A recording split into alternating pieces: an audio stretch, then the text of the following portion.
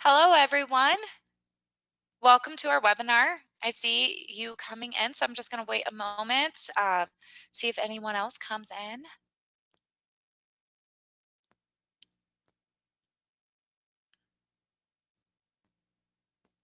All right, it looks like everybody is in the webinar, so we'll go ahead and get started. Welcome to our webinar on public administration competencies, the hard and soft skills students need to impact the world. I am Desiree Moore, the Director of Marketing and Strategic Growth here at Peregrine Global Services. Prior to coming to Peregrine, I spent about 8 years in higher education and then also worked in the nonprofit sector for a number of years. And then Christina? Hi, my name is Christina Perry, and I am the Project Portfolio Manager at Peregrine Global Services. I am tasked with the development of new online instructional content and assessment tools to promote quality assurance in higher education. And prior to joining Peregrine, I also worked with governmental agencies and nonprofits, so this is very near and dear to my heart. Thank you, Christina. Okay, so during the webinar, we will have some areas where we ask you to participate. So please respond to the poll questions when they are presented. You can ask questions or make a comment in the chat or question box that you will see in your go-to webinar panel. And then at the end of the presentation, we will leave some time to answer your questions. If for any reason we don't get all of your questions answered, we will follow up with a written response. So I want to start by talking to you about how, for just a moment, about how we ensure our students within our public administration programs develop the competencies that they need. Because when we develop these competencies, we are setting them up for more than just success in work, but we're setting them up to change the world. Every day, public administration professionals use hard and soft skills to turn policy into reality, lead others, advocate for those in need, impact the lives of our communities, and help develop the economy.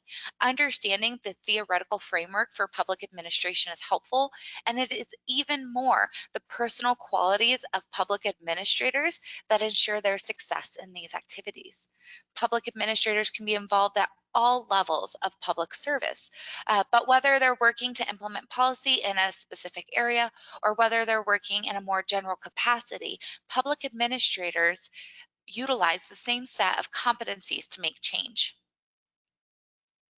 I would like to share a story with you. As I mentioned, I had worked in the nonprofit sector before coming to Peregrine. And as you know, many of our public administration graduates will go to fulfill governmental positions, but they'll often end up in the nonprofit sector, like I did. Strong leadership within these nonprofits has the ability to make all the difference for communities around the world. In these photos, you will see two of my previous coworkers who within their leadership roles took on policy and advocacy work. Specifically, they were trying to change policy related to reimbursement from Medicaid for telemedicine, specifically telepsychiatry. The policy was vital to my community due to the large and sparsely populated geography. Interestingly, an individual can drive for more than an hour within the county before arriving at a health or mental health facility. Mental health access resources were scarce, and access to mental health resources continue to be recognized as a community problem within community forums and needs assessments. I had the pleasure to work with these two amazing leaders who spent years building the field by educating our elected officials, community partners, and individuals throughout the state of Colorado. The policy and advocacy work of these two women resulted in the Colorado legislature passing a law requiring Medicaid to reimburse at the same rate for telemedicine as if it were in person in 2019. Now, I know with the pandemic, we're moving a lot faster in this regard when it comes to policy, but in 2019, this was a big deal to have this success. And for these women to be successful in their endeavors and policy and advocacy work, they had to be competent in a set of essential skills. These competencies included what is often known as hard and soft skills. For clarity, let's dig into some definitions. So first, we're going to look at the definition of knowledge. Knowledge is the demonstration of awareness or understanding of concepts, theories, and principles needed to do something. Our public administration programs currently do a great job of providing students or helping students develop knowledge. Skills are the possession of the capacity to effectively complete physical or cognitive tasks to achieve a specific outcome.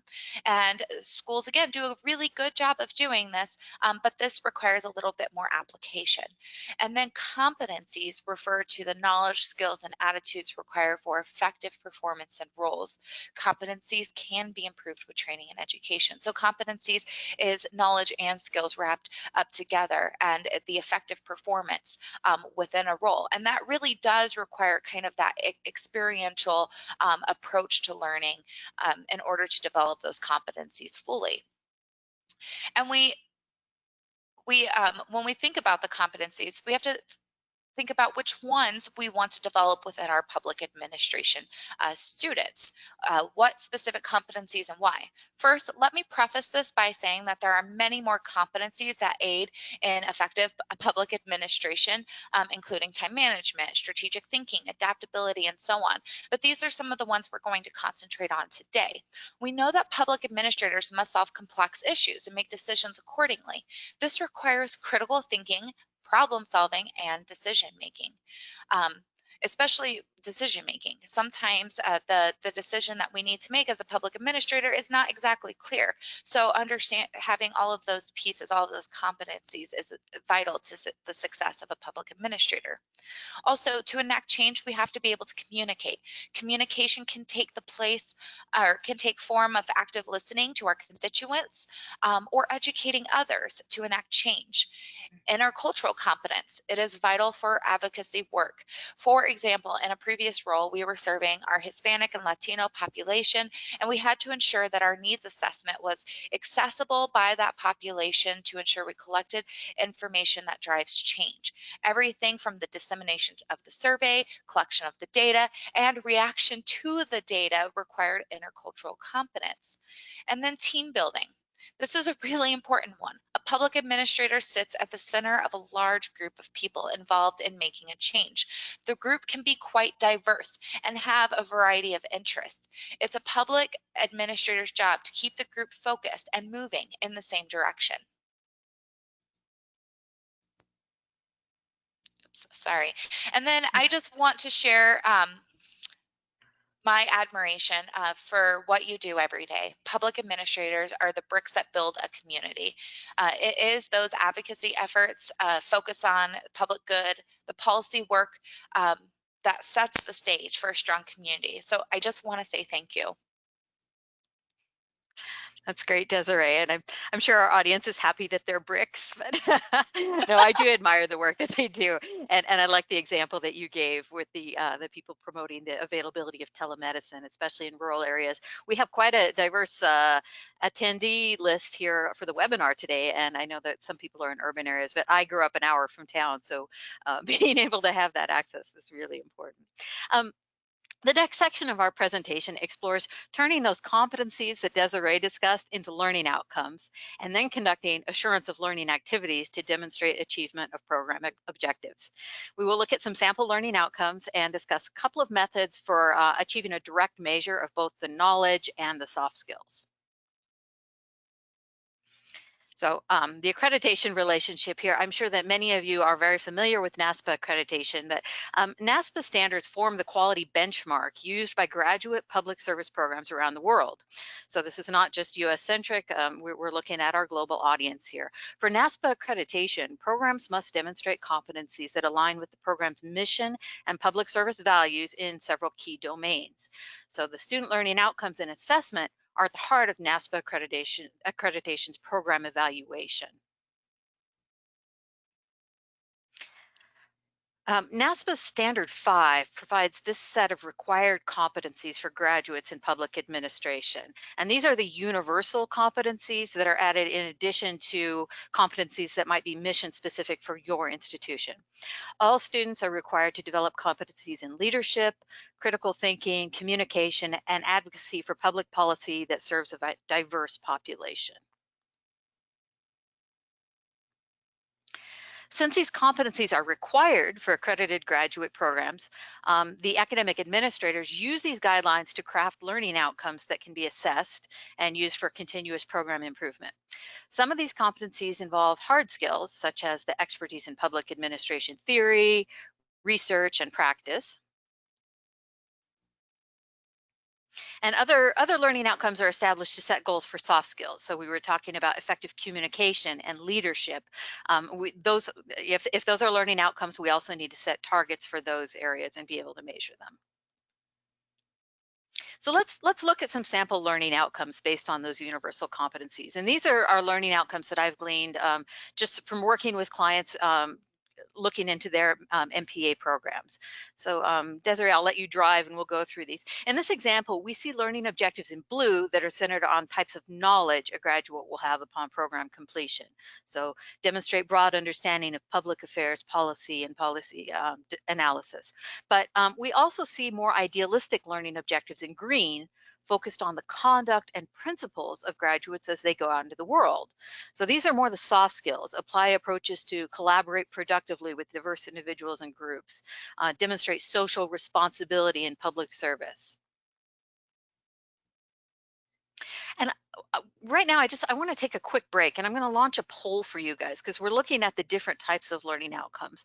I want to ask you if your program has learning outcomes for either one or the other type of competency, for both, or maybe you don't, you're still developing your learning outcomes, you don't have any in place. So please take a moment and vote.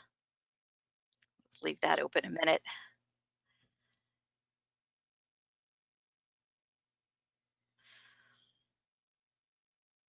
Okay, we've got quite a variety here. I'm actually surprised to see that right now 60% of our audience does have learning outcomes for both the fundamental subjects and the workplace soft skills, and 30% don't yet have their learning outcomes in place. So this might be, I'm going to put in a little plug right now. One of the things we're offering at the end of this webinar for anyone who's developing learning outcomes and new to that assurance of learning process, we're offering free access to Peregrine's online module for assurance of learning. So stay tuned for that. You can ask for it at the end and we'll send it to you. But thank you for your participation in that poll. We'll just go on to the next slide now. So why are learning outcomes important? As you know, it is hard to improve something you cannot define and measure. Creating learning outcomes provides a way to measure retained knowledge and ensure that students are learning what the program intends to impart. Second, assessment of learning outcomes gives administrators the data they need for continuous improvement efforts, which allows them to make informed decisions. There's an expression I like in improvement science that it's using data as a flashlight, not a hammer. You know, we're not doing this to collect information as to punish people, but to really see where there can be improvements made. And finally, learning outcomes assessment leads to greater transparency and accountability, demonstrating value to external stakeholders such as students and their parents, and also the communities that they're planning to serve.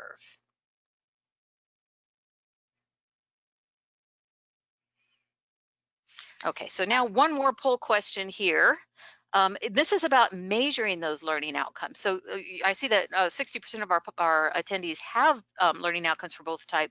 Do you actually have an objective measurement for all of your learning outcomes? You might have them for some, not others, or maybe you're not having an objective measure yet. I do thank you very much for your participation in these polls. It really gives us a greater idea of the audience that we're trying to serve as well. So let's see, we only have about half of people voted yet. I'll just leave it just a moment there. The overwhelming majority here does have some sort of objective measurement for each learning outcome. And that's very gratifying to see. And I'd like to, in another webinar, maybe we could discuss how you're using that information for improvement. But we do have about 15% of people that are still working on getting objective measures for their learning outcome. So let's go ahead and I'm going to hand the reins back to Desiree for the next one. And she's going to talk about taking those learning outcomes and doing some assessment, particularly on the knowledge-based. And then I'll step back in at the end and we'll talk about the soft skill competencies. So Desiree, take it away. All right, thank you, Christina. So we're going to talk about learning outcomes assessment. So we understand the importance of competencies to changing the world. We understand what internal learning outcomes are, but how do we assess those outcomes?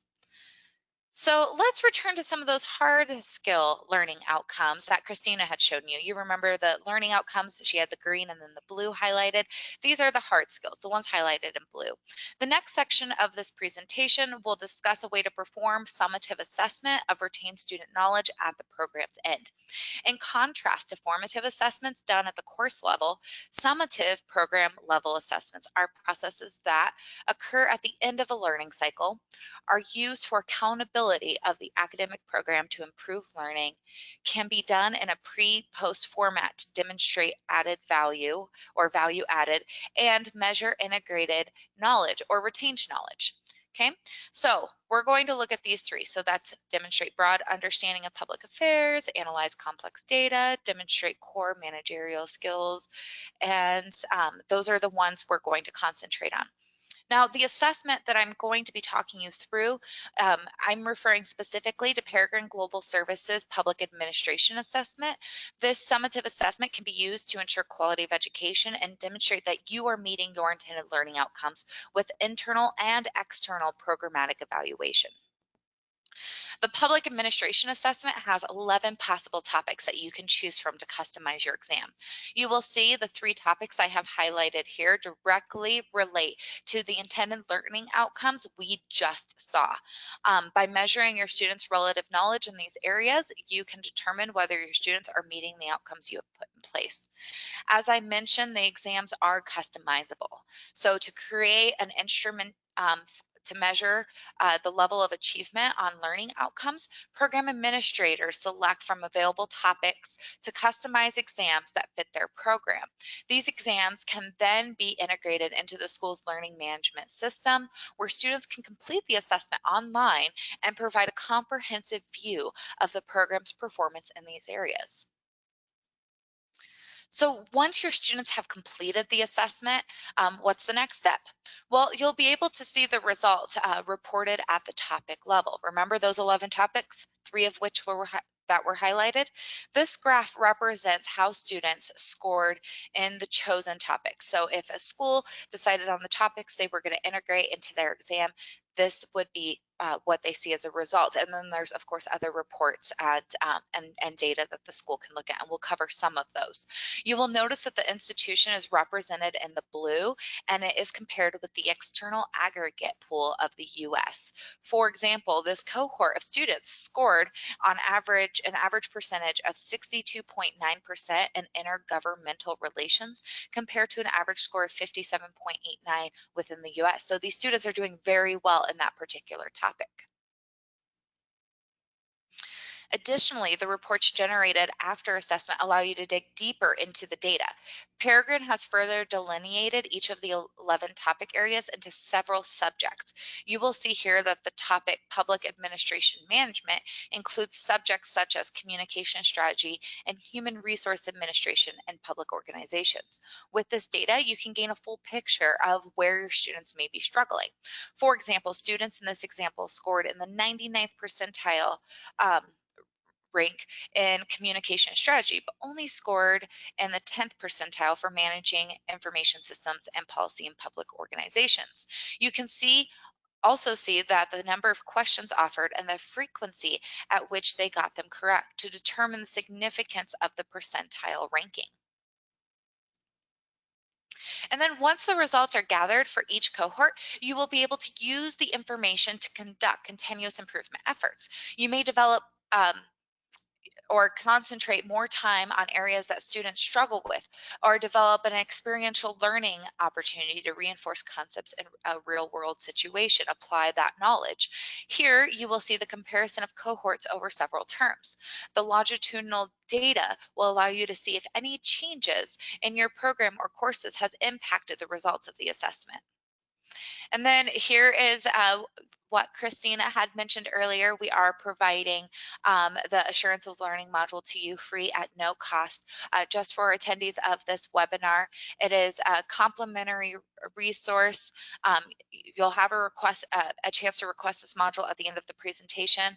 The purpose of this module is to teach concepts, principles, and requirements associated with assurance of learning to higher education officials seeking initial or reaffirmation of accreditation. The course also applies to quality assurance managers in higher education who desire additional information about continuous quality improvement. And so, of course, at the end of the webinar, we will give you more information on how to obtain that. And Christina, it's back to you. Thanks. I feel like we're news anchors here. And that really, good job explaining for that assessment that Desiree just explained, where it's customizable and you choose the topics. It really does simplify things for administrators in that they can plug that in as an assignment in a capstone class where students are graduating, and you really get a snapshot of how your program is performing in each of those key knowledge areas. So thank you. Now, what I'd like to share is a method for evaluating interpersonal competencies. Those soft skills that can be a little bit harder to assess. We've heard this when we go to academic conferences, that this is something that y'all are looking for. And Peregrine is trying to mitigate some of those challenges in assessing soft skills. So let's return to our sample learning outcomes. And this time I've taken the green ones that focus on the soft skills graduates are expected to demonstrate. We've managed to quantify a direct measure of student achievement in the technical competencies, but many programs are looking for a way to not only measure, but also improve, develop their students' interpersonal competencies. This is at the heart of the mission for many of you, and it arguably has a greater influence on people's success in the workplace and their overall impact in the world.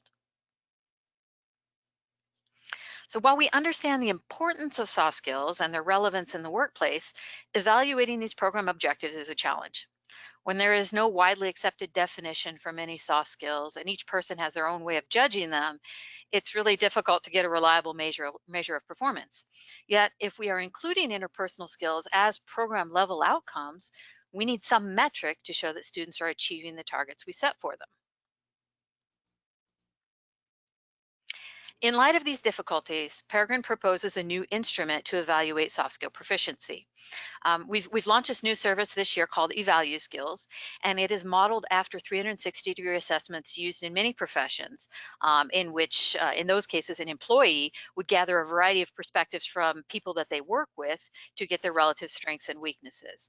Well, we've created the same thing for students, where they can reach out to a variety of people, whether that be academic advisors, mentors, professors, perhaps peers if they do group projects, if they're in internships, they have supervisors, but really get that variety of perspectives so they get good feedback. And then we've created a bank of assessment items which the school administrator can choose from, choosing each skill that features objective statements regarding performance, and then the evaluators have some sort of common ground for evaluating and rating the participants. So as I mentioned, the goal of eValue Skills is to provide you, the academic administrator, with a reliable measurement of your students' performance on learning outcomes related to workplace competencies. The other goal, of course, is to provide the student with some feedback on where they're really excelling and where they need to improve so that they're more effective in the workplace. So this tries to accomplish both ends, but we provide a vast menu of skills to choose from to create your instruments. And this allows you to create an instrument that is very specific to your mission and objectives. If desired, if you're not seeing the type of item that you want, you can go ahead and add your own item in there and provide a rubric or ask for open-ended feedback from evaluators so that you can gather that information. Okay, I thought maybe y'all were getting hungry. It's about lunchtime here in the US. What does a pizza have to do with soft skill assessment? Well, my analogy here relates to customizable instruments. If I stroll into a pizzeria and I want to order something to eat, they have several that are already on the menu, some bestsellers, and I can choose one of those. Well, Peregrine's created some bestsellers, if you want, the templates of instruments you can use and administer those to your students. But if you don't see what you're hungry for or what fits your learning outcomes, sorry, I'm stretching this analogy, you can create your own instrument. We allow additions and substitutions. So if these ingredients were critical thinking, collaboration, active listening, public speaking, Attention to detail, we're a really artistic free thinking program. Attention to detail is not so important. I can scratch that one off, and I want to add innovation. You can create that instrument or rely on one of our templates. Um, Now, with each of those skills that you select for the instrument, there's a 1 through 5 rating from unsatisfactory to exceptional. And you've seen those sort of Likert scales before, but what makes this different is that we've built in some objectivity by giving sample statements and behaviors for each level of performance.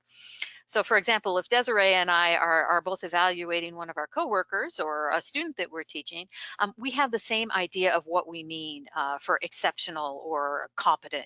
For example, here in critical thinking and problem solving skills, the competent student approaches problems in new innovative ways, is not afraid of asking what if to explore previously unimagined options and discuss them impartially. That's good.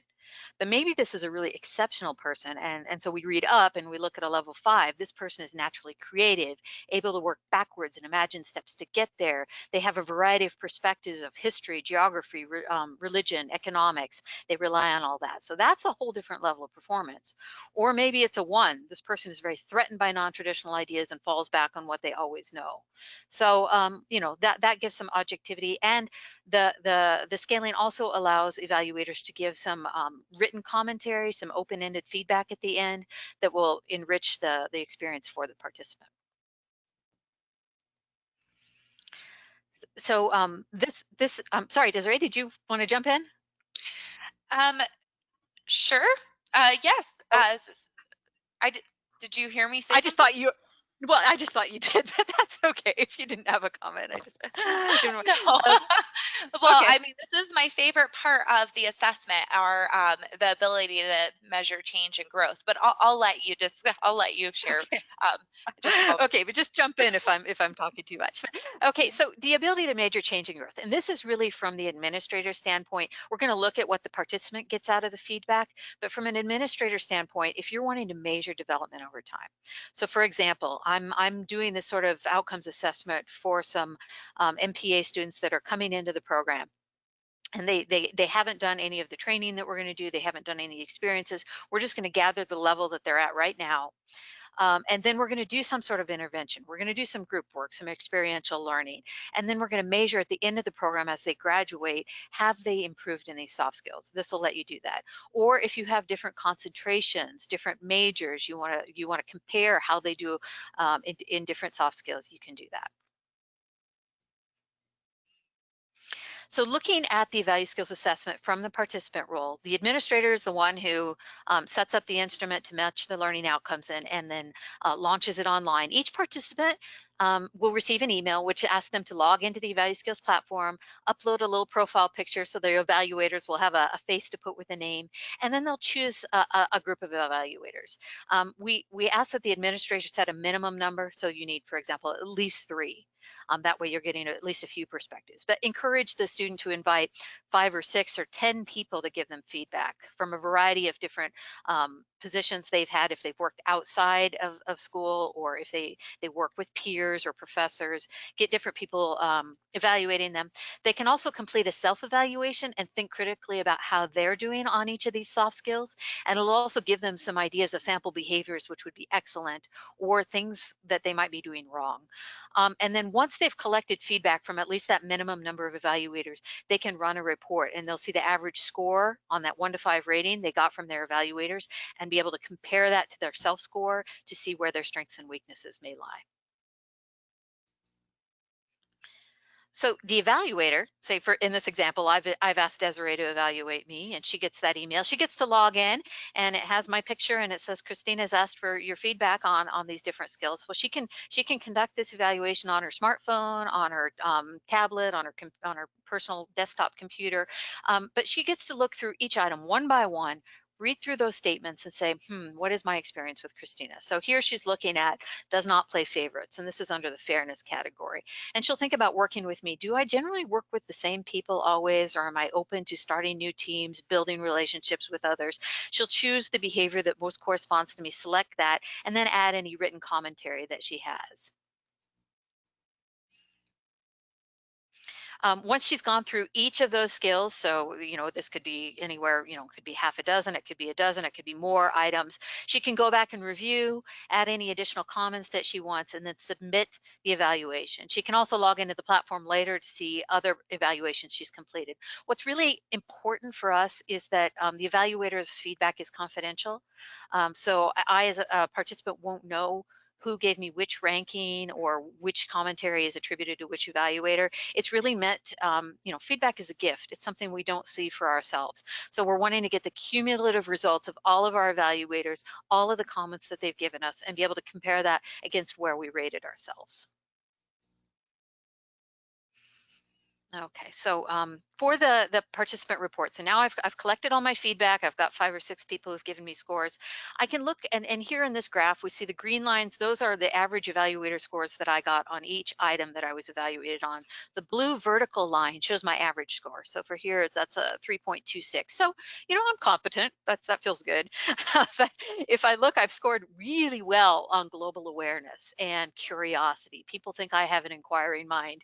Unfortunately, possesses business ethics could use some work. So that would really cause some soul searching on my part.